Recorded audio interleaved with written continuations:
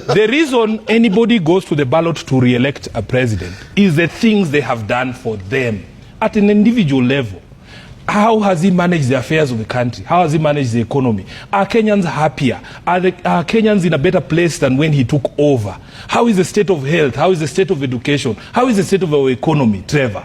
If you are telling me that you're going to re-elect Ruto because he gave Baba a lift from the hotel to the venue of the AUC election, there's something very wrong with you. There's people who are telling us that they will vote for Raila, for Ruto, to spite those two mamambogas who are singing that they were happy in Karatina. Two mamambogas at a market in Karatina who are singing and saying they are happy that Baba lost. Now people tell us we vote for Ruto to punish those people. What sort of sense is that? That is not common sense. It is absolute absurdity. I want to tell William Ruto that the only reason he will be re-elected, because everybody knows that even him pretending to front Raila, because Raila himself has told us that he did not ask Ruto to support him. There is really nothing that William Ruto seems to be getting right. Not internal issues, not external issues. Your party is supposed to be supporting the president. Which party? You don't sound like which party? Which party is supposed to be supporting the president? The ODM. ODM's position has been very clear, and I want to take the words of my acting party leader, Nyang' Nyong'o, that this question is now becoming ridiculous. How many times can we answer a question? How many times? Which is this answer? What do you mean by our people? I want you to understand that ODM is a party of order. There is hierarchy in the party. I wish I could read to you the provisions of the constitution of ODM, that when it comes to matters of coalitions and who we associate or who we are going to support in the presidential candidate, you don't listen to every riffraff. The constitution of the party vests that role in the party leader. And yesterday I urged and asked the members of ODM, you can just wait for Raila to come. You can just wait for Raila to come. Some of these riffraff saying, oh, we will support William Ruto because he shared a vehicle with Raila Odinga. Are you telling me if William Ruto had driven off and left Raila there would be no vehicle to take Raila to that venue? We need to be serious as a party. So when you see these people talking, listen to the leadership of the party. We can just wait for Baba to come. And I want to advise William Ruto. Baba has not come. No, he has not come. He's not here. Okay. He has not come. I want to advise William Ruto, because the good thing is that William Ruto is also a founder member of ODM. Yes. He knows ODM. The value you attach to an endorsement by saying we pick a name is zero, because those people at the end of the day are loyal to Raila Amolo Odinga. The day Raila stands up and says we are going for this seat, none of those people you hear, his praise and worship team in parliament saying, oh, William, we will support you. None of those people will be there to support William Ruto. I can assure you. They have various reasons why they do the things they do. Ojienda sings because he knows why he sings. He knows why he sings. It is not because that he has the interest of the people of Kisumu. In his own constituency of Kisumu, immediately the AU results were announced and the people of Kondele were there watching live. What were these people saying? Immediately the vote was called. They were saying Ruto must go. Those are the people. There was no one to incite them. There was no time to incite anyone. These things were happening in real time. They were happening in real time.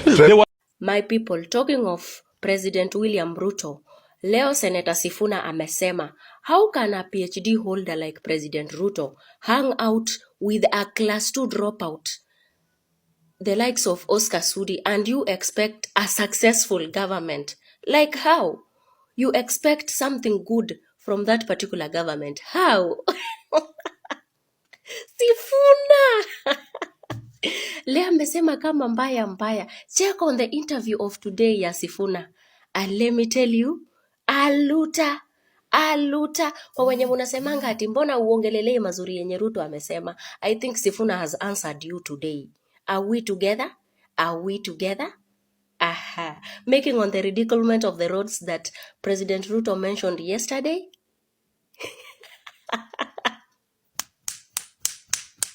Going to support in the presidential candidate. You don't listen to every riffraff. The constitution of the party vests that role in the party leader.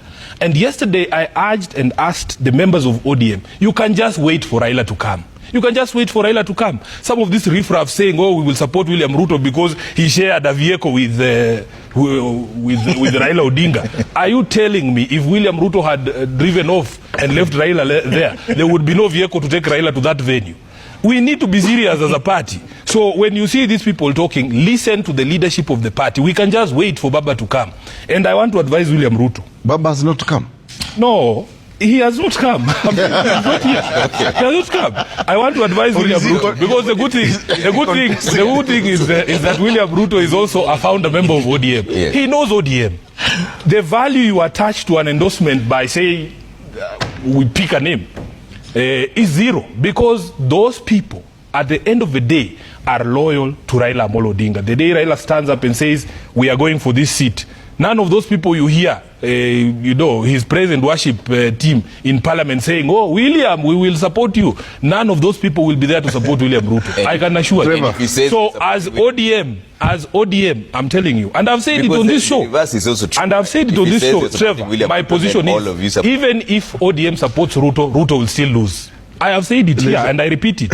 So I want to make it very clear that as a party, we do not support either the internal affairs or the way the external affairs of this country are being run.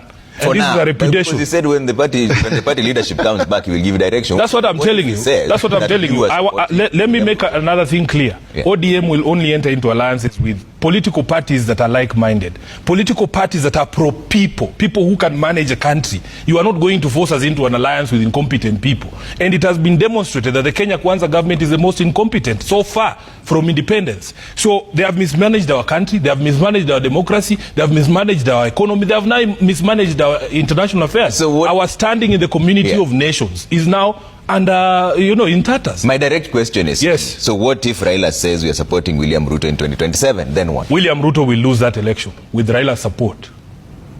Okay. DRC took over. You cannot be hosting rebel movements here, and yet there is a democratically elected government in the DRC. So all of these things point to a total failure by the state. And there's a very pompous and pretentious gentleman who's a PS for Foreign Affairs who speaks what we call English of the nose. I don't know where that guy went to school. His goofs have contributed to this particular loss. He was my classmate. Did he still have that accent when he was in primary? He was newly acquired. Because after Besigye was extradited from Nairobi, actually abducted and sent back to DRC, he was on Citizen TV. Uganda. Yeah. Back to Uganda, he was on Citizen TV spewing a lot of nonsense. This is not something that we can stand for as a country. And I'm glad that this AU thing is behind us now, so that we can speak a few truths. Because people who have been trying to gag us and tell us, oh, if you say this, you will spoil your relations with Uganda, that I cannot condemn the abduction of Besigye, who is my personal friend, because Museveni will not vote for me. I am telling you, we told Baba that just because he was running for AU, we did not suspend our constitution. We did not suspend our constitution. If something is wrong, we have a responsibility to say that it is wrong. At the end of the day, there was nothing wrong with the candidate. Everybody agrees that we had a stellar candidate. We had the best candidate. If you look at his reputation on the continent, if you look at the positions that he takes, but unfortunately, he was weighed down by these albatross across his neck, being the diplomatic goose of this country. So there is really nothing that William Ruto seems to be getting right. Not internal issues, not external issues. There's a very pompous and pretentious gentleman who's a PS for Foreign Affairs who speaks what we call English of the nose. I don't know where that guy went to school. His goofs have contributed to this particular loss. He was my classmate. Did he still have that accent when he was in primary? He was newly acquired. Because after Besigye was extradited from Nairobi, actually abducted and sent back to DRC, he was on Citizen TV. Uganda. Yeah. Back to Uganda, he was on Citizen TV spewing a lot of nonsense. This is not something that we can stand for as a country. And I'm glad that this AU thing is behind us now, so that we can speak a few truths. Because people who have been trying to gag us and tell us, oh, if you say this, you will spoil your relations with Uganda, that I cannot condemn the abduction of Besigye, who is my personal friend, because Museveni will not vote for me. I am telling you, we told Baba that just because he was running for AU, we did not suspend our constitution. We did not suspend our constitution. If something is wrong, we have a responsibility to say that it is wrong. At the end of the day, there was nothing wrong with the candidate. Everybody agrees that we had a stellar candidate. We had the best candidate. If you look at his reputation on the continent, if you look at the positions that he takes, but unfortunately, he was weighed down by these albatross across his neck, being the diplomatic goose of this country.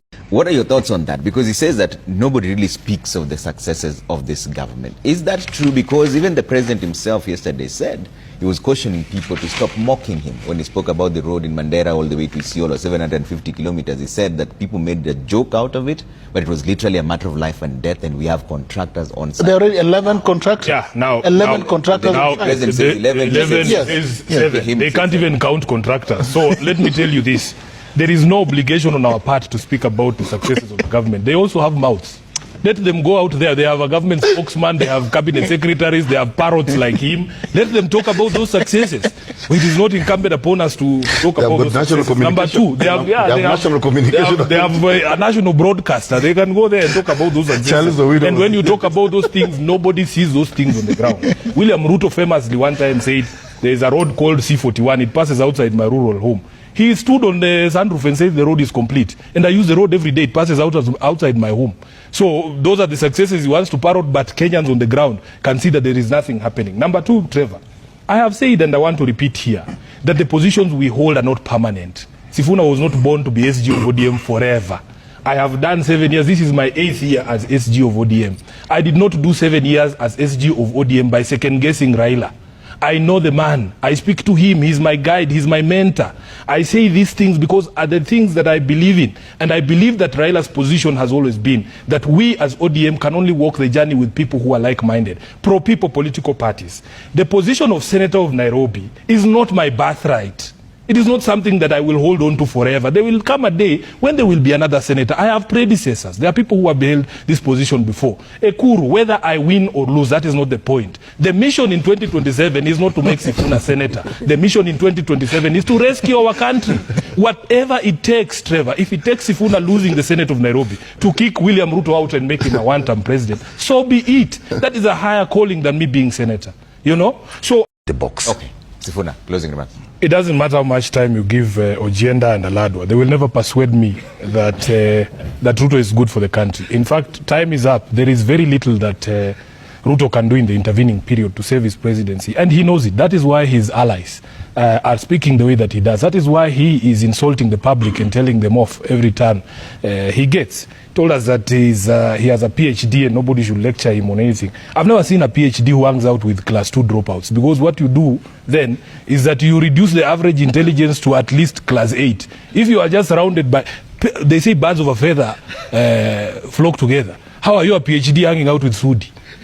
That cannot be true. So we want to tell him we might not have PhDs, but we know how we feel about our country and where the country needs to be. And we will say these things, Trevor. Nobody will scare us. Nobody will threaten us. As I've told you, there is nothing that I have today that you can take away from me that will result in me dying or something. No. For as long as you don't cut off my head, it doesn't matter. I will speak the truth as I see it. And I will say the things that I have to say, because these are the things that people are telling me to say. I don't represent myself. I represent over 2.5 million voters here in Nairobi. I don't know how many judges Ekuru represents on this show. Because his stronghold is the Court of Appeal. Gentlemen, thank you for making time. No, that's your court of, you are just a Court of Appeal expert. Sifuna, Nairobi Senator, and Dr. Ekuru, Court 30. Honorable Speaker, I was on the question of the presence of the RSF from the Sudan in Nairobi. Again, Honorable Speaker, the newspaper reports were that they were here to sign some pact that was going to put in place a new government in the Sudan. Why are we meddling in the situation in the Sudan when we know there are two warring factions? We used to play a role of mediator. When the president was President Moi, he was known for being a peacemaker. This country used to be known as a diplomatic hub where these global and regional problems were resolved. But it is no longer the case, because we appear, at least the appearance of intermeddling with the internal affairs of our other countries, and especially our neighbors, is hurting our image. Honorable Speaker, I will give you another anecdote before I say what I want to say. When I began my journey in politics, I tried my hand in a rural constituency called Kondele. And I remember, Honorable Speaker, we used to send representatives to funerals. For instance, because I used to operate out of Nairobi, I couldn't attend all functions. And I remember the advice of one old man, that the people you send who speak in your name, Madam Speaker, they are as important as you. Sometimes even more important than you. Because that face that they see determines whether they elect you or they don't. Honorable Speaker, I was told you must do family background checks. I can see Khalwale looking at me. Honorable Speaker, if Khalwale sends somebody to represent him at a function in Malinya, and that person has questionable character, like for instance, he's a night runner, or he's a murderer, or he has bad manners generally, then the reputation of that person rubs on you as a candidate. I want to say very clearly that there is consensus that there was nothing wrong with our candidate. The problem, as I see it and as I understand it, is the bad manners of the republic that he was fronted by. And I want to go through those bad manners, Honorable Speaker, because it is something that is worrying to us. Honorable Speaker, people make decisions based on how they feel about you, your relationship with them. And I believe the election of the AU was no different. We were all very perturbed when a few months ago, some leaders of a rebel movement were granted opportunity to speak from our shows here. And Honorable Speaker, this I want to draw the distinctions between what Raila Odinga believes in, the things that I know he believes in, and the positions that have been taken by our country that are diametrically opposed to the things that he believes in. Raila Odinga is a Democrat. He would never support the appending of power other than by means of democratic processes. He would never support a situation where you have people who are threatening peace and stability in a neighboring country, and then you grant them, a stage for them to be able to perpetuate this division in their own homes. So therefore, Honorable Speaker, you have this Pan-Africanist who believes in democracy, who believes in the democratically elected government in the DRC, and then you have your own country, the sponsoring country, allowing rebel movements to have a stage in our own republic to say things and undermine democratically elected governments back home.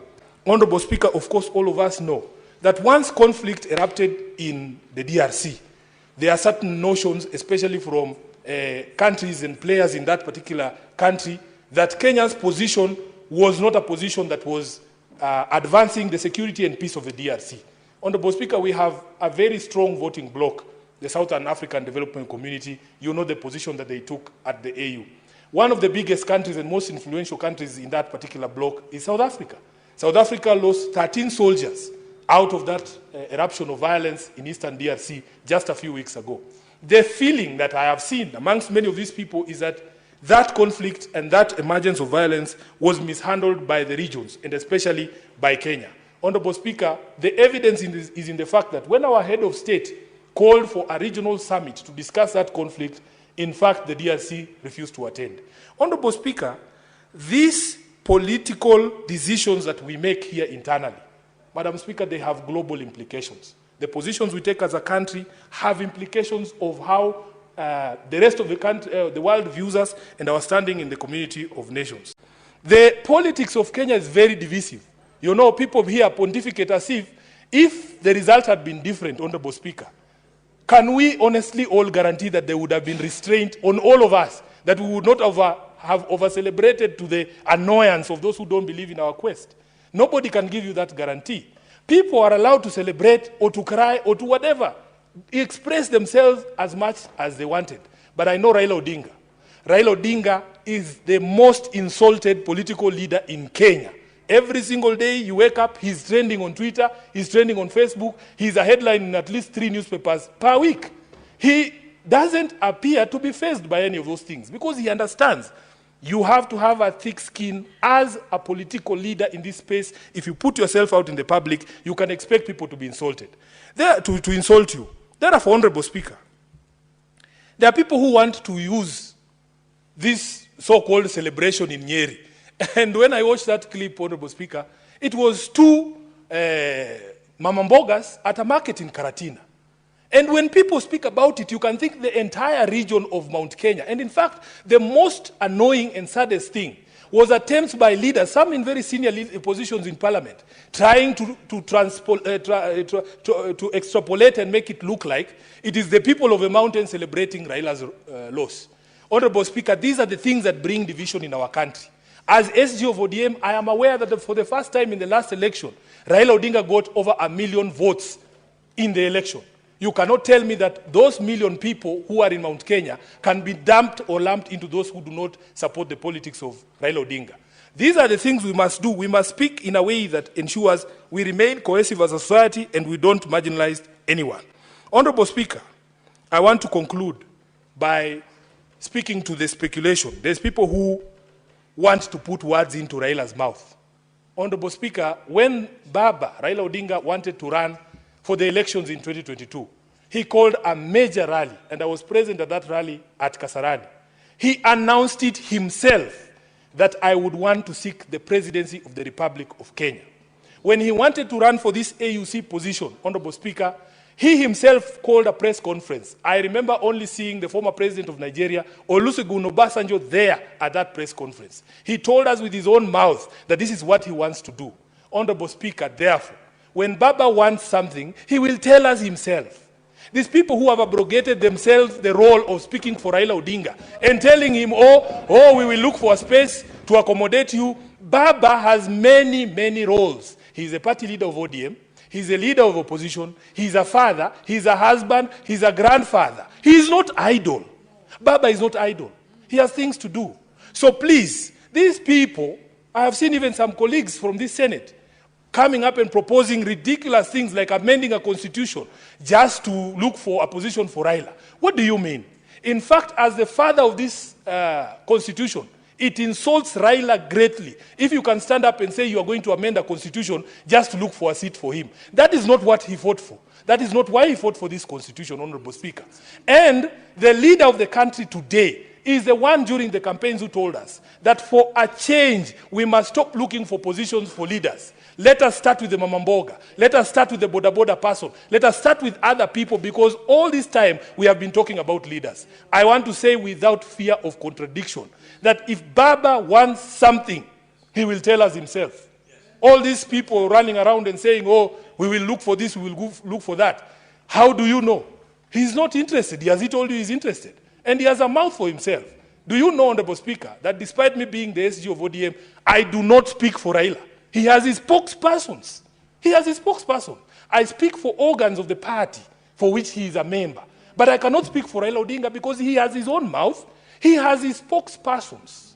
So please, we feel insulted as members of ODM when people run around looking for small seats here and saying, oh, we want to propose him for this, want to propose him for that. It is entirely disrespectful to Raila Odinga for you to run around claiming that you are looking for a position to accommodate him. He is not idle, as I say.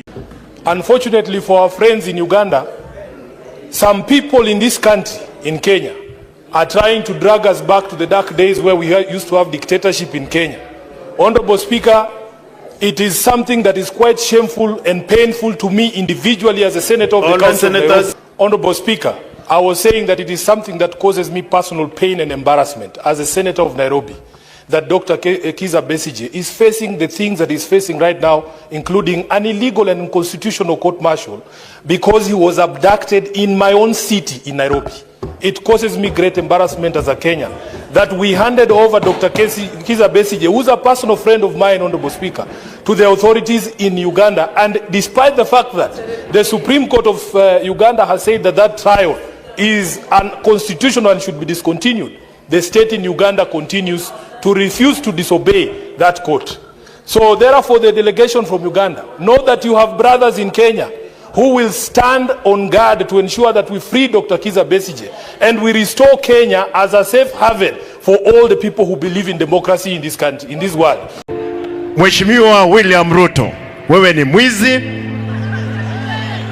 msaidizi wako ni mwizi, na lazima tunaomba kwamba Mheshimiwa William Ruto, omba wa Kenya msamaha. Omba wa Kenya msamaha kwa sababu ya yale maovu ambayo uliyafanya. Asante. Na Wakenya wanaumia. Asante. Enda pole pole. Cool down.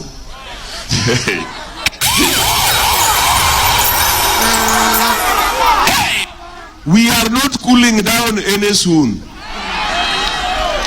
In fact, it might get hotter. We will consolidate Kisungu kubwa. And after we consolidate, we will strategize. Here I come. Oh, here I come. Oh. Hey!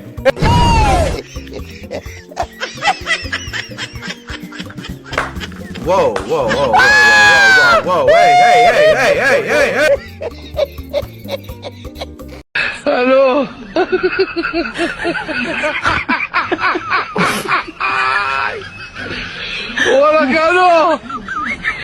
And don't buy into the political rhetoric of trying to divide you into tribes. Yes. Our problems are not tribal. There is no Kikuyu problem, there is no Kalenjin problem, there is no Luo problem, there is no Somali problem. There is no Kamba problem. Yes.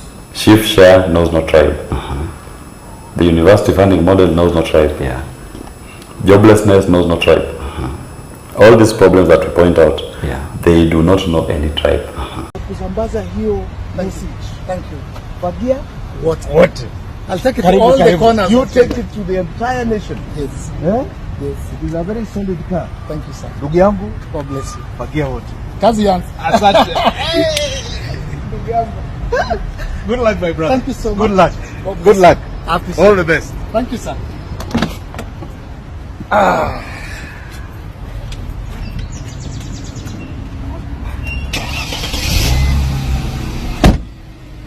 It's time for a fresh start.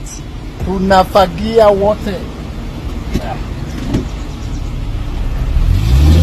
Your Excellency. Aya, alafu matopare. Okay, matopare. Matopare. Topa. Matopare. Matopare. Topa. Tuesday. Tunarudi uwanjani. She asked me, baby, where you from? I told her, Kenya.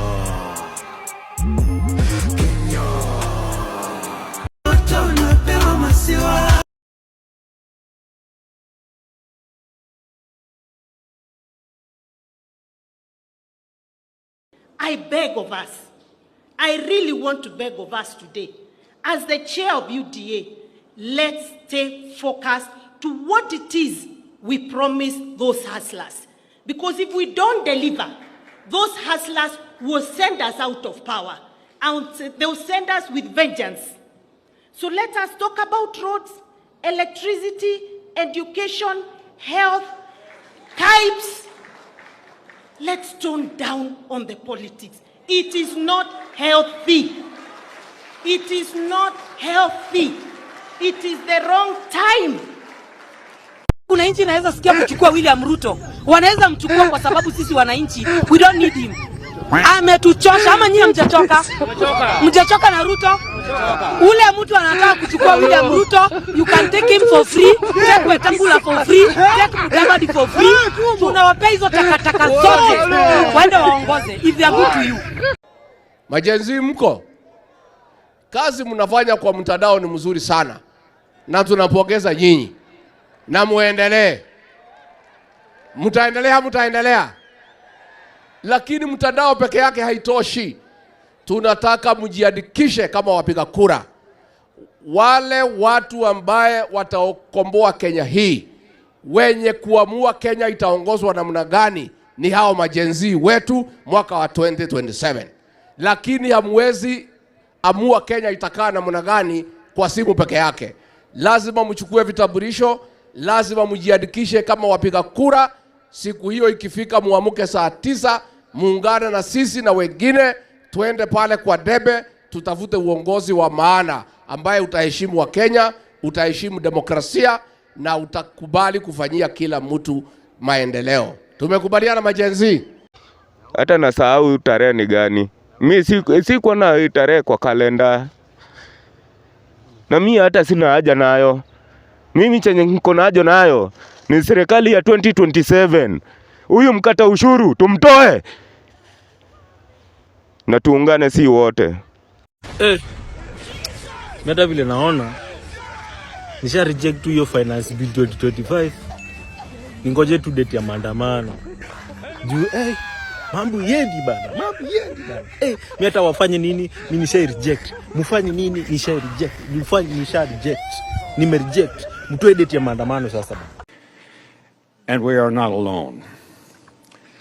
There's a new force of nature at hand, stirring all over the world. They are the young people whom, frankly, we have failed, who are angry, who are organized, who are capable of making a difference. They are a moral army. And the most important thing that we can do for them is to get the hell out of their way. Kwanza mimi ikifika 2027 naiba mpaka kura ya madhangu na budangu. Sitaki warudi tu huko tena. Si youth church anuka. Madha zetu bado Ruto unaenda home na 13 parliament tunaivunja. Wende home wote tuanze fresh. Mr. Speaker, sir, I'm here to address you. You must go. Ruto must go. Kwapa na hatuendi. Kwapa tunalala huku na hatuendi. We don't fear you guys. You hypocrites. We don't fear you. Mr. Speaker, we don't fear you. Tuko ndani. We stomped inside. Sisi ni nani? I'm inside. Niko ndani. Na tunamalizana na nyinyi. Tunamalizana na nyinyi.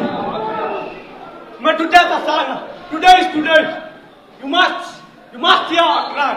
Sisi ni sisi. Utatusikiza. Hii ni bunge yetu. Sisi tumewafanya mkuu hapa. This is our parliament. You must hear us. Kama hamna masikio, tutawafanya msikie. Poa manze. Sasa nini? President tunataka kuambia uko na miaka 2 katika ofisi.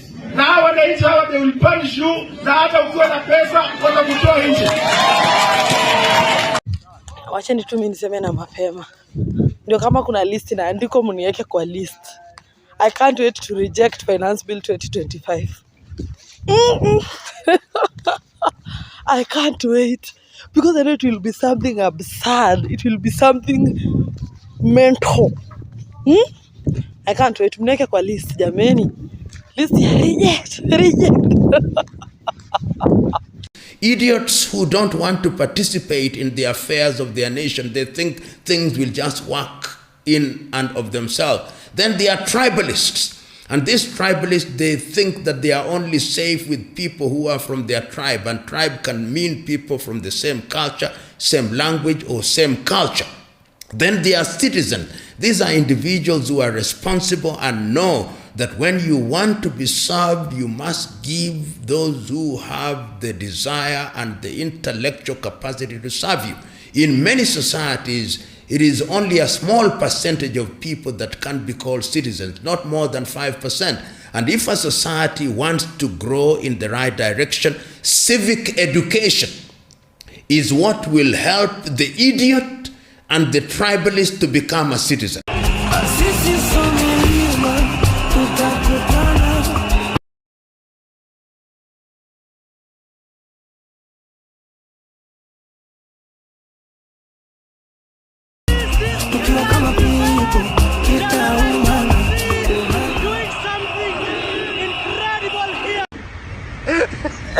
Mungu yetu itoe Ruto Kenya, hata kama angalau na jali.